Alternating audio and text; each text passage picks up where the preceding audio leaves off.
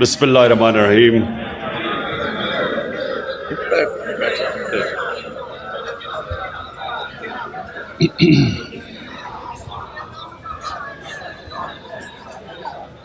ایاک نعبد و ایاک نستعین.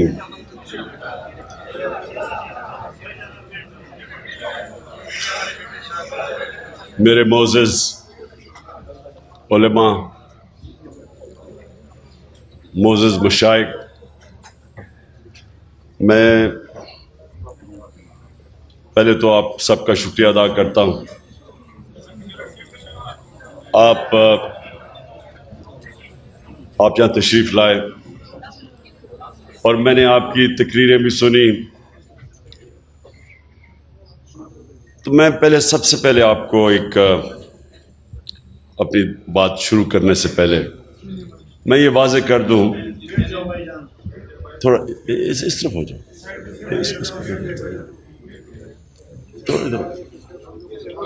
اور آپ بھی نیچے ہو جاؤ، وہ نہیں دیکھ سکتے. تو میں یہ واضح کر دوں کہ میں کوئی اسلام کا کوئی عالم نہیں ہوں. میں کوئی ایک اپنے آپ کو اسکالر نہیں سمجھتا اسلام کا. لیکن میں جس طرح کل بھی میں نے یہ بات کی کہ میں نے اپنی زندگی کے تجربے سے اور میں نے بڑا مغربی کلچر اندر سے دیکھا، اور اپنا تو میں جانتا تھا. ہم بڑے ہوئے ایک ایسے گھر میں جدھر شروع سے ہی ہمیں بڑی تربیت دی گئی اسلام کی. تو لیکن مجھے جو فرق ہے باقی لوگوں سے، میں جو مغربی کلچر ہے وہ میں شاید ہی کوئی اتنا بہتر سمجھتا ہوں جو میرے سے زیادہ. تو میرا جو زندگی کا سفر وہ اس طرح ہوا کہ میں جب دونوں کلچر کا موازنہ کیا تو آہستہ آہستہ میں اس نتیجے پہ آتا گیا کہ وہ جو مغربی معاشرہ ہمارے سے آگے نکلا ہے اور ہم پیچھے رہ گئے، میں آہستہ آہستہ اس نتیجے پہ آ گیا کہ اس کی ایک وجہ ہے کہ ہمارے نبی صلی اللہ علیہ وسلم رحمت للعالمین، ہمارا جو رب ہے وہ رب العالمین ہے، رب المسلمین نہیں ہے، مسلمانوں کا خدا نہیں ہے، انسانوں کا خدا ہے. اور ہمارے جو نبی صلی اللہ علیہ وسلم تھے وہ سارے انسانوں کے لیے رحمت بن کے آئے تھے. اللہ چاہتا تو وہ صرف مسلمانوں کے لیے رحمت بن کے آئے، لیکن وہ سب انسانوں کے لیے رحمت بن کے آئے تھے. اس کا کیا مطلب ہے؟ اس کا مطلب یہ ہے کہ جب اللہ ہمیں حکم کرتا ہے کہ نبی صلی اللہ علیہ وسلم کی شریعہ پہ چلو، ان کی سنت پہ چلو، تو وہ ہماری بہتری کے لیے اللہ کہتا ہے. یہ میں آپ کو پھر بتا رہا ہوں کہ یہ میں اپنے زندگی کے تجربے سے ان چیزوں پہ پہنچا، ان نتیجوں پہ پہنچا کہ جب اللہ حکم کرتا ہے کہ ان کی زندگی سے سیکھو، ان کی سنت پہ چلو، تو اللہ کیا کہہ رہا ہے؟ اللہ ہمیں کیا، کیونکہ ہمارے سے پیار کرتا ہے، اللہ وہ اپنی مخلوق سے سب سے زیادہ پیار کرتا ہے. تو وہ ہمیں وہ راستہ دکھا رہا ہے جو راستہ انسان کے عروج کا ہے. کیونکہ دنیا کی تاریخ میں نہ کوئی وہ انسان اس عروج پہ پہنچ سکتا ہے، نہ کبھی پہنچے گا جو ہمارے نبی صلی اللہ علیہ وسلم پہنچے. پہنچ ہی نہیں سکتا، کوئی اتنا بڑا لیڈر نہیں بن سکتا. کسی ایک انگریزی کتاب ہے کہ دنیا کے جو 100 سب سے عظیم لوگ، انگریزی کی کتاب ہے، ولیم ہارٹ انگریز نے لکھی ہوئی ہے. اس میں وہ کتاب 100 انسانوں کی بات کرتا ہے کہ دنیا کے سب سے عظیم انسان تھے. اس میں جو وہ سب سے نمبر 1 رکھتا ہے وہ ہمارے نبی صلی اللہ علیہ وسلم کو رکھتا ہے. کیوں رکھتا ہے؟ کیونکہ کسی انسان نے اتنی زندگی میں اچیومنٹ کی نہیں. کسی انسان نے وہ دنیا کے اندر اس کو وہ عروج ملا ہی نہیں، وہ کام کیے ہی نہیں جو ایک انسان نے کیے۔ میں جب یونیورسٹی میں تھا، ہم کتابیں پڑھتے تھے کہ جی وہ فلانا آدمی بڑا کامیاب ہے۔ میں کرکٹ کی بھی کتابیں، جو اچھا کھلاڑی تھا اس کے اوپر پڑھتا تھا۔ کیوں پڑھتے تھے؟ کیونکہ ہم ان سے سیکھنا چاہتے تھے، ہمارے رول ماڈل تھے۔ آج ہمارے بچے بل گیٹس کا پڑھتے ہیں کہ دنیا کا سب سے کامیاب ٹیکنالوجی کا آدمی ہے، کہ وہ کیسے پہنچا۔ اسٹیو جابز، یہ بڑے لوگ جو کامیاب ہیں، لوگ ان کی کتابیں پڑھتے ہیں۔ تو جو آج انسان سب سے دنیا کی تاریخ کا عظیم آدمی تھا، تو اللہ ہمیں حکم کر رہا ہے کہ ان کی زندگی سے سیکھو، کیونکہ اگر آپ نے اوپر جانا ہے تو ان کے راستے پہ چلو۔ اللہ کو فائدہ نہیں پہنچا سکتا کوئی، اللہ بے نیاز ہے، یہ ہماری بہتری کے لیے وہ کہتا ہے۔ تو میرا یہ سب سے پہلا یہ نتیجے پہ میں کیسے پہنچا، کیونکہ جب میں نے دونوں معاشرے دیکھے، آپ حیران ہوں گے کہ جو مدینہ کی ریاست کے اصول بنائے تھے میرے نبی صلی اللہ علیہ وسلم نے، آپ حیران ہوں گے کہ وہ ان اصولوں پہ وہ مغربی معاشرے چل رہے ہیں۔ جو انہوں نے مدینہ کی ریاست پہ ایک ان انسانوں کو جن کی کوئی حیثیت ہی نہیں تھی، ان کو دنیا کی امامت کروا دی، اور یہ تاریخ کا حصہ ہے۔ ایک کتاب ہے، بڑی تاریخی کتاب، اس کو کہتے ہیں دا فال آف رومن ایمپائر، ایک بڑا ہسٹورین گبنز اس نے لکھی ہوئی ہے۔ اس میں ایک پورا چیپٹر ہے کہ کیسے وہ رومن ایمپائر جو اتنا بڑا سلطنت تھی، سپر پاور تھی، وہ کیسے گری۔ اس میں پورا چیپٹر ہے کہ ایک انسان اٹھا عرب سے، اور دیکھتے دیکھتے اس نے گھٹنے ٹیک دیے اس کے سامنے۔ تو اس نے کیا کیا، جو چیزیں کی نا، وہ تھی مدینہ کی ریاست میں انہوں نے بنیاد رکھی۔ بنیاد کس چیز پہ رکھی؟ سب سے پہلی بنیاد رکھی عدل اور انصاف پہ۔ یہ جو آپ ایک چیز یاد رکھ لیں کہ جس معاشرے کے اندر قانون کی حکمرانی نہیں، جدھر انصاف نہیں، وہ جانوروں کا معاشرہ ہے۔ جانوروں کے معاشرے میں انصاف نہیں ہوتا۔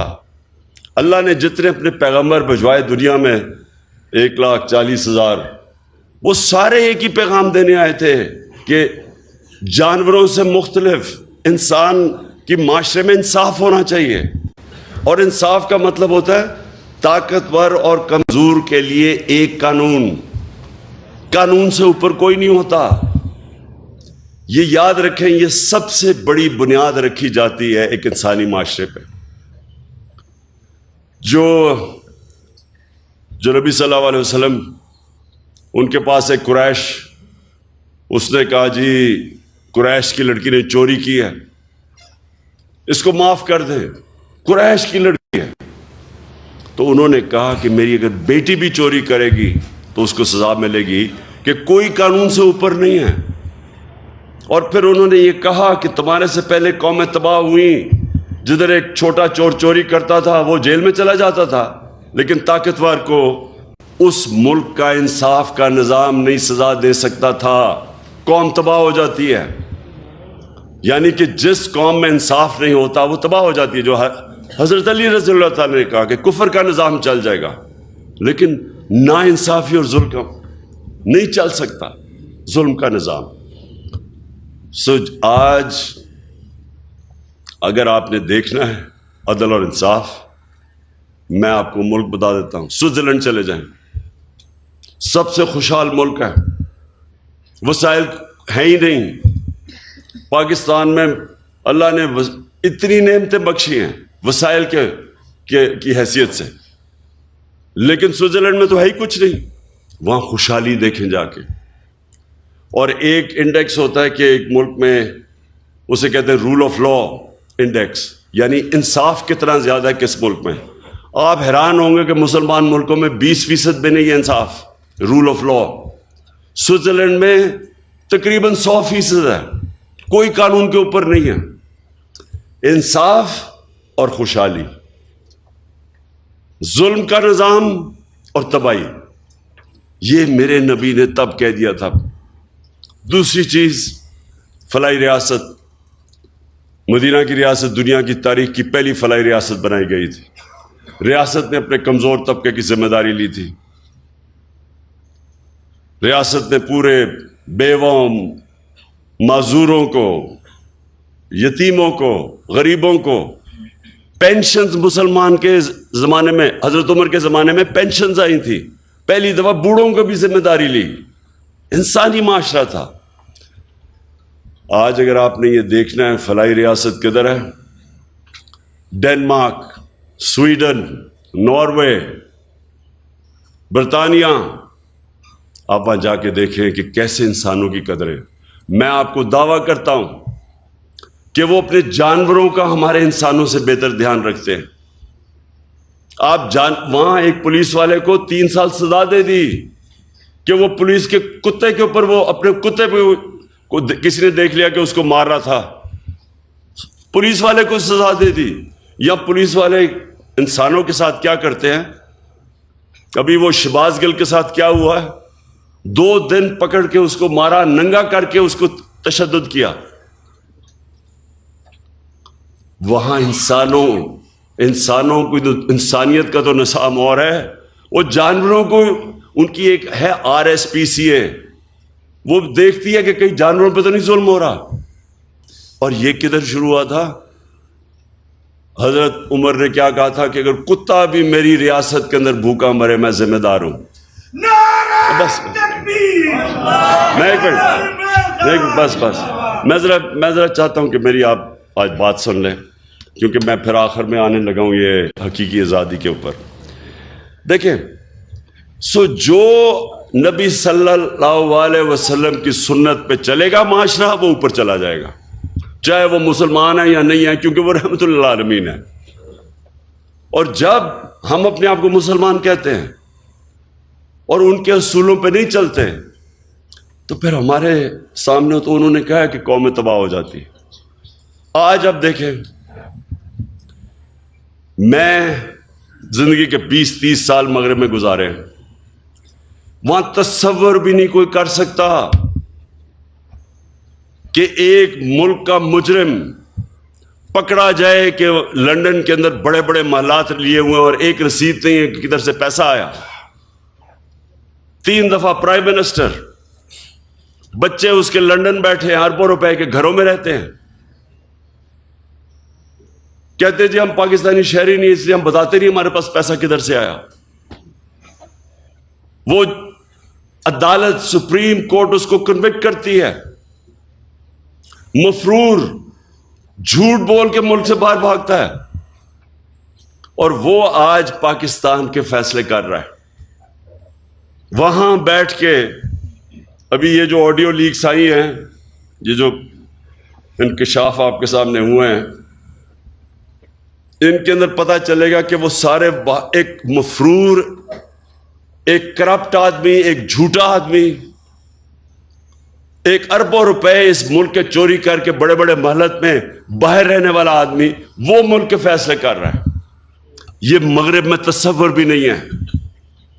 اور اس کا جو منشی اسحاق ڈار، وہ جو آیا یہاں پہنچا ہے، سوچیں کہ اس کو نیب نے بلایا، پوچھا کہ تمہاری پراپرٹیز کدھر سے آئی ہیں، بجائے جواب دینے کے لیے پرائم منسٹر کے جہاز میں مفرور ہو جاتا ہے. نون لیگ کے زمانے میں وہ آج پاکستان آ گیا اور فائنانس منسٹر بن رہا ہے. یعنی اب پاکستان کا پیسہ، فائنانس کس کے حوالے کر رہے ہیں؟ جو مفرور 5 سال سے بھاگا ہوا تھا کہ جی میری طبیعت ٹھیک نہیں تھی. وہ ابھی تک یہی نہیں پتا کہ 5 سال کس چیز کا علاج ہو رہا تھا. اس کا کوئی ایسی بیماری ابھی تک پتہ ہی نہیں ہے جس کو 5 سال لگ رہے تھے. وہ بیماری نہیں تھی، ڈرا ہوا تھا، اور تب اب ڈیل کر کے یہاں پہنچا ہے، اور اب آ کے پاکستان کا فائنانس منسٹر بنے گا. 22 کروڑ قوم کی، یعنی آپ کے خزانے پر بیٹھے گا. بلے کو بٹھاؤ گے دودھ کی حفاظت کرنے کے لیے. یہ کسی مغربی معاشرے میں نہیں ہو سکتا. کیونکہ وہاں انصاف ہے. اور میں جب یہ چیزیں آپ کے سامنے رکھتا ہوں، اور یہ جو ابھی آپ نے فضل الرحمان کی بات کی، یہ اس گورنمنٹ کا حصہ ہے جدھر یہ ظلم ہو رہا ہے. سارے 60% جو کیبنٹ بیٹھی ہے، 60% کیبنٹ ضمانت پہ ہے، کرپشن کے کیسز کی ضمانت پہ ہے. یہ کس مغربی معاشرے میں ہوگا؟ اس لیے وہ ہمارے سے آگے ہیں کہ وہ ان کے جو احکامات میرے نبی نے ہمارے لیے، مسلمانوں کے معاشرے کے لیے جو ہمیں کہا تھا کہ یہ آپ کے لیے لازمی ہے، وہ ادھر چل رہے ہیں. انسانیت وہاں بہتر ہے، فلاحی ریاست بہتر ہے. وہاں غریب آدمی بے روزگار ہوتا ہے، اس کو پیسے ملتے ہیں جب تک روزگار نہیں ملتا. وہاں غریب آدمی کے لیے بہترین سکول ہیں، مفت پڑھائی ہے. غریب آدمی کسی ہسپتال میں جائے، اس کو مفت علاج ملتا ہے. جو ہم نے کوشش کی ہیلتھ کارڈ لا کے کہ عام لوگوں کے لیے، غریب گھرانے کے لیے ہیلتھ انشورنس کہ 10 لاکھ تک کہیں بھی علاج کروا سکو، یہ تو ہم نے شروع کیا. یہ سارے مغرب میں ہیں. ادھر فلاحی ریاست ہے. عدالت میں جاتا ہے غریب آدمی، حکومت اس کو وکیل کر کے دیتی ہے، حکومت انصاف دیتی ہے اس کو. اس لیے اللہ کی برکت آتی ہے وہاں. جب غریب آدمی کی آواز، اس کی جب دکھ اور درد کی آواز اوپر سنتا ہے، اور جب آپ اس کی خدمت کرتے ہیں وہ بھی سنتا ہے اوپر والا. تو میں نے وہ معاشرے دیکھے ہیں. اس لیے جب میں آیا تو حکومت میں جب میں آیا، حکومت سے پہلے میں بات نہیں کی. جب میں حکومت میں آیا، پرائم منسٹر بنا، تب میں شروع ہوا کہ یہاں ریاست مدینہ کے اصولوں پہ پاکستان کو کھڑا کرنا ہے. اس لیے کیا کہ یہ کوئی نہ سمجھے کہ میں ووٹ مانگنے کے لیے کر رہا ہوں، کہ لوگ میری نیت پہ نہ شک کریں. جس طرح فضل الرحمان اسلام کو بیچتا ہے، اس کو جو مرضی فتویٰ دلوانا اسے دلوا لو، اگر اس کو تم پوزیشن دے دو. اس کا تو مقصد اسلام، اگر 30 سال سے وہ پالیٹکس میں ہے، مجھے بتائے کہیں دنیا کے اندر اس نے ایک دفعہ اسلام کی کوئی بات کی ہے باہر جا کے؟ اور یہاں بتائے پاکستان میں کتنے لوگ اس کو دیکھ کے مسلمان ہوئے ہیں؟ میں دعویٰ کرتا ہوں کہ لوگ اس کو دیکھ کے اسلام سے دور ہو جاتے ہیں، کیونکہ وہ جب دیکھتے ہیں کہ صرف ایک انسان کے جو دین کے اوپر بات کر رہا ہے، سارا بات فتوے دین پہ دے رہا ہے، اور اس کے ضمیر کی قیمت ایک ڈیزل کا پرمٹ ہو، کون اس کو سمجھے گا؟ اس لیے میں آپ سے آج اپنے علماء اور مشائخ آپ سب سے یہ کہنا چاہتا ہوں کہ دیکھیں، یہ بڑا ایک پاکستان ایک فیصلہ کن موڑ پہ کھڑا ہے. انہوں نے جو باہر کے لوگ تھے، جو باہر کی قوتیں تھیں، وہ اس لیے نہیں انہوں نے مجھے یہ سازش کر کے ان ساروں کے ساتھ مل کے اندرونی اور بیرونی ملک مل کے سازش کر کے ہٹایا. اس لیے نہیں ہٹایا کہ وہ مجھے جانتے نہیں ہیں. مجھے سب سے زیادہ مغرب میں لوگ جانتے ہیں. انہوں نے اس لیے ہٹایا کہ وہ اس ملک میں ایسے لوگ چاہتے ہیں جو ان کی غلامی کریں. اور جتنا بڑا ڈاکو ہوتا ہے اتنا ہی وہ بزدل ہوتا ہے، کیونکہ اس کو پیسہ بچانا ہے اپنا. پیسے بچانے کے لیے وہ ملک کو قربان کرنے کے لیے تیار ہو جاتا ہے.